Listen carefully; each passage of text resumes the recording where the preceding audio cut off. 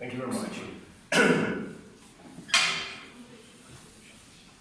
Dear colleagues, thank you very much for your attention to the topics of our session, and I'm going to speak today on the project which is now held in collaboration of several institutions in Moscow and St. Petersburg, and it's on the ways to compare the results of economic history as well as ecological history, speaking on natural resources as a part of the development of social and economic policy in Russia, which is really concerned with the question of oil dependency or natural resource independence. And I'll try to speak in large historical context, but as I have 15 minutes, I'll try to be quite speedy. So, the very idea of notion of resource in Russia appeared in 16th century. And for that moment, that was the very idea that it's renewable resource, when we have means and reserves and sources that by definition are renewable. If we took the documents of 18th century, it's not about natural resources, but it's mostly about money or some means which you can access in difficult conditions. Only in the late 19th century we can understand the available funds used to recording the needs, that's the explanation for resources. And since the start of the 20th century, the definition for resources was the possible duration of operation. For example, resource of machinery or resource of some functions. So, but after Revolution 1917, the main essence of resources changed to economic factor. So, if we look at today's literature, we have quite different attitudes to what resources are. Whether they are a factor of production, whether we can speak on, for example, natural possibilities of particular geographic possibilities of the region. And what is very interesting, whether we can speak about accumulation of natural resources, or we just speak about mining when we're trying to get some resources, not thinking whether they are renewable, whether we can do something with them. And if we look at ecological or environmental history today, we can find the idea that technology is the crucial factor in how humans interact with nature. And technology of resource mining, excavation, exploration changed quite rapidly. What is interesting is that when we differ economic attitude, it's usually about efficiency. When we use ecological attitude, that's about interaction with nature. If we look at the United Nations classification of resources now, they are quite very many. So starting with climate and ending with air, but what is important that this understanding is only contemporary understanding of concepts of these resources. And if we look at economic history, especially English-speaking literature, that you can find lots of explanation that Russia has plenty of resources, so it's rich about that. And in economic history, we call it resource term. That modern economy marker is about how to control resource, how to measure that, whether it is possible to strengthen them somehow, and whether it is important to protect. I'd like to underline this idea because it's historical steps. We are starting with controlling natural resources to nowadays idea of protection. Because protection is very late idea when we speak about natural resources. One famous book on institutional approach to natural resources is written by Rothkow, and he tried to explain that each nation or each country produces some rules of the play that we can call institutions, from ownership to principles of nature protection and different countries, that's why they differ in the attitude for the natural resources. But why it's very important for Russia? Because Dave Moon is a very well-known historian of resources in Europe and States and in Russia as well.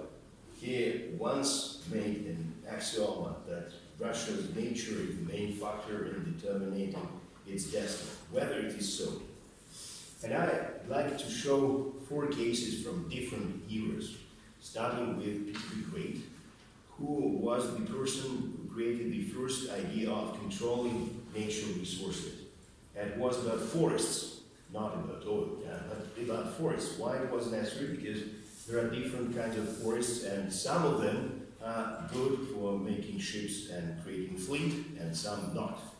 And when in Russia what is called Wild Master Office appeared, that was the first step to control the possible usage of natural resources.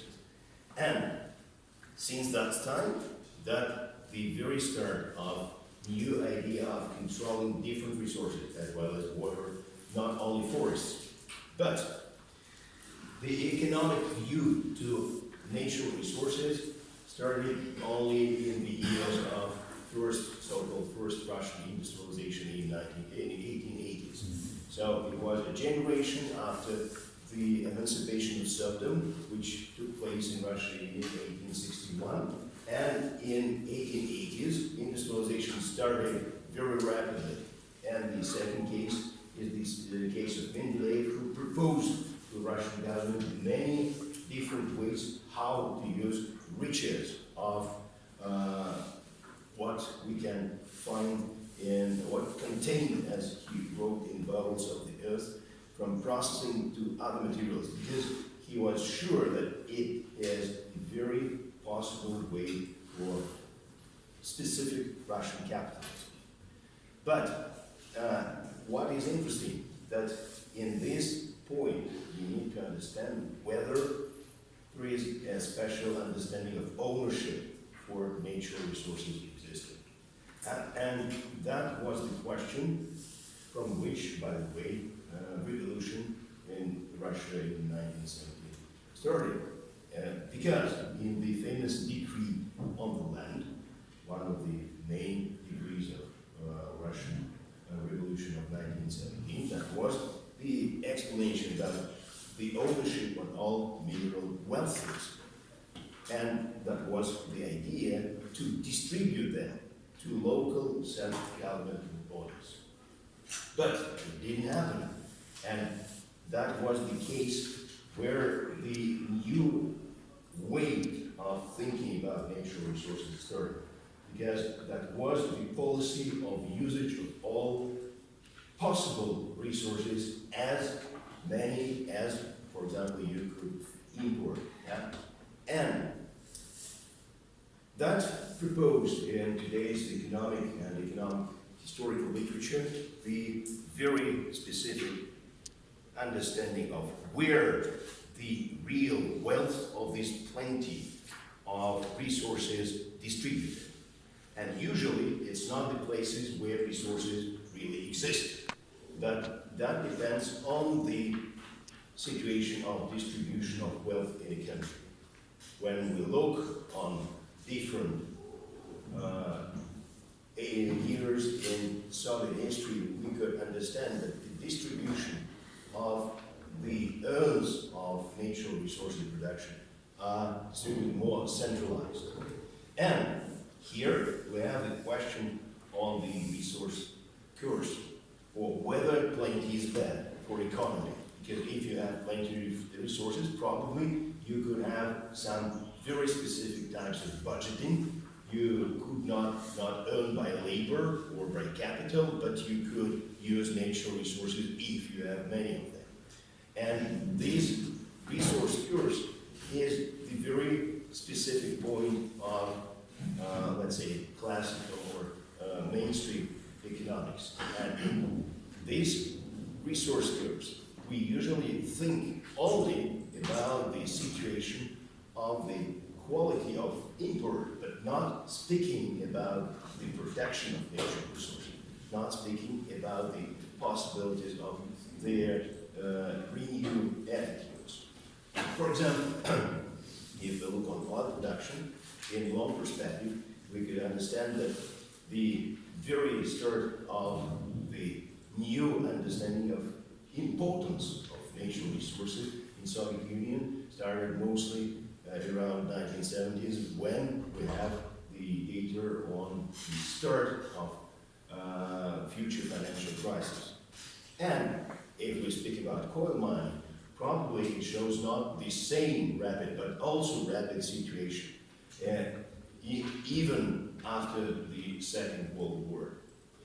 So, if we look at the paradox of plenty in retrospect, what we could see, that the usually understanding of natural resources started with processes of maximization of the use of natural resources, because not government, not many of owners did not understand that they are not renewed.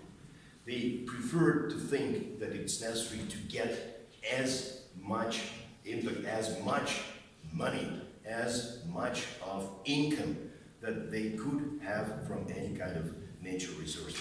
But after that, what is necessary is to find some way of optimal level of usage. Because without that, it is quite understandable that natural resources started to disappear, as it happened without control into the Great Era. Because without control of forests, deforestation started in Russia in the 18th century, just because of huge needs of fleet. And then we understand that it's called gradual reduction, to some extent, minimization, if it is possible, in use of natural resources, to control, to protect them. And as if we make a comparative analysis in Europe, we understand that it happened only in 1950s, not before, because the idea of protection of natural resources, which are quite natural for us to understand, so happened only in 50s. And that gives us quite important new vision of what in economics is called Hotelling's rule. Hotelling's rule is about profitability. And the point is that in natural resources usage, we usually have the line where profitability is becoming not as important as the stability of nature. And that is the way when economic policy changed in attitude of plenty.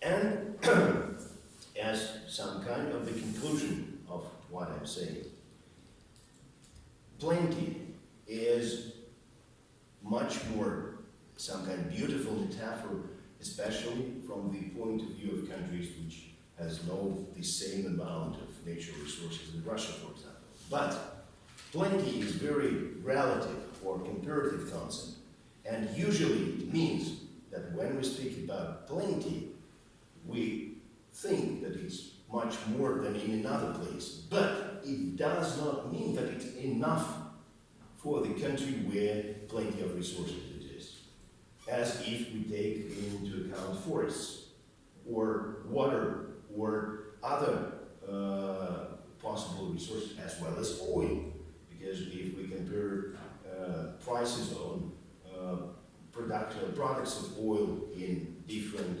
decades of 20th century, we could not say that it's the cheapest in the Soviet Union or in Russia.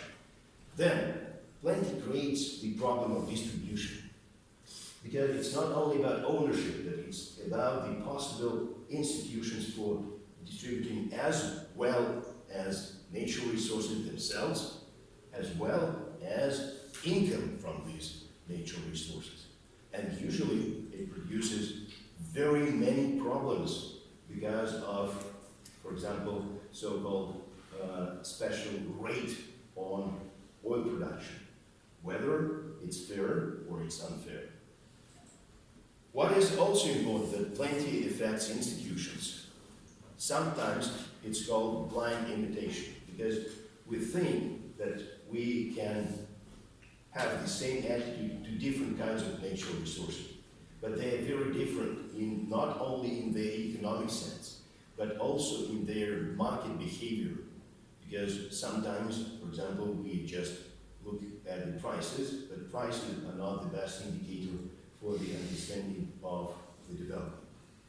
So, and the key metaphoric question that is in the many articles and books written on resource curves in English or in French or in German, whether it's a blast, plenty, or it's a curse. And practically, from the economic point of view, we should understand that it's a blast. But if we speak about that in context of market theory, in understanding of the possible advantages and disadvantages from the point of view of international prices, that produce many problems, including the problems of distribution, and that's why it could be the way to curse. Thank you very much.